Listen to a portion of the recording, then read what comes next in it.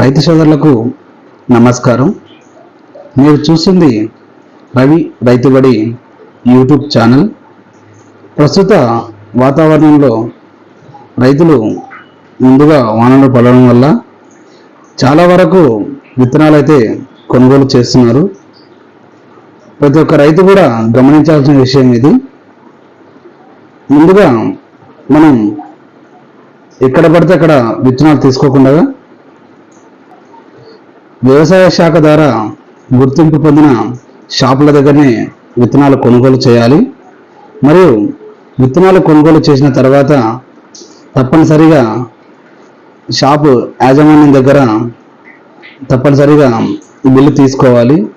ఆ బిల్లుపై షాప్ పేరు, మనం తీసుకున్న సీడు అంటే విత్తనాల వెరైటీ కానీ, అదేవిధంగా దాని యొక్క గడువు తేదీ, లాట్ నెంబరు ఉండేటట్లు చూసుకోవాలి.